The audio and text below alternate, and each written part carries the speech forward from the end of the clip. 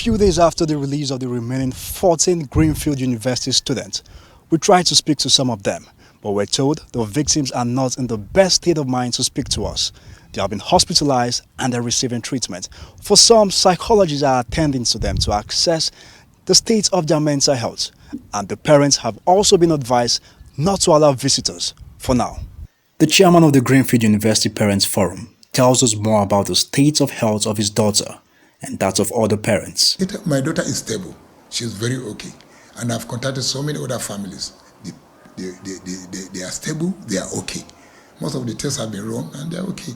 There's no problem. We only felt they should be examined because considering the number of days they spend in the bush, the rain, the bite, the mosquito bite, other insect bites, and they pose a danger to their health. Their immune system, we felt as parents, they should be examined for 2 or 3 days to see if they have any strange deficiency in their immune system so that it can be built up.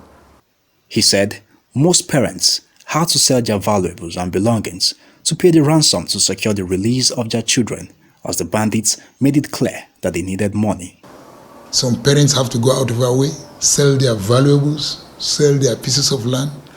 Some their houses have a kind of, they are just staying in those houses, but money has already been collected.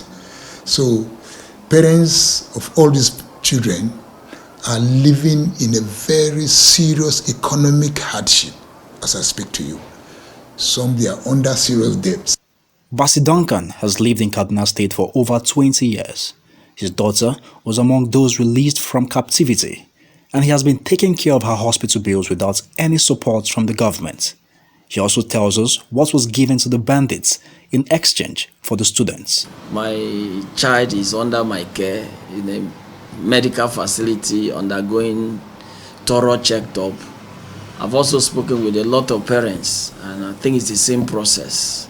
It's the same process. The parents who were able to secure the release of their children, they're also taking care of the medicals for their children. I want you to just believe me that a huge amount of money was paid. The figures you are hearing, the real sum is not far from that figure. And some motorbikes were also given. So as for the motorbikes, I can give you a specific number. It was 8. The registrar of Greenfield University said Sheikh Gumi was helpful during the negotiation process. He also said the university is making frantic efforts to relocate to Kaduna Metropolis. When the issues were not moving well, we ran to Sheikh Dr. Ahmed Gumi for his assistance. You know the role he has been playing, recently about this kidnapping, with the bandit. So we ran to him, and actually Sheikh Gumi assisted in reaching out to some of these bandits.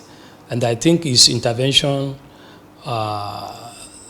was even what actually led to this stoppage of the killing of the student, because they were threatening us that if the ransom was not paid before a particular time, they would kill all the children.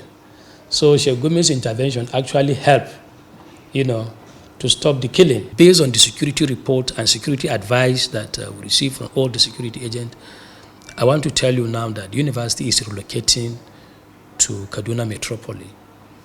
We are relocating for our safety. We'll be in town for some times before relocating back so that we can take appropriate measures, appropriate steps, appropriate security steps before going back to the permanent site. As the Kaduna State government insists that it will not negotiate with bandits, the public debate continues on how to strike a balance between not negotiating with bandits and protecting the lives and properties of citizens.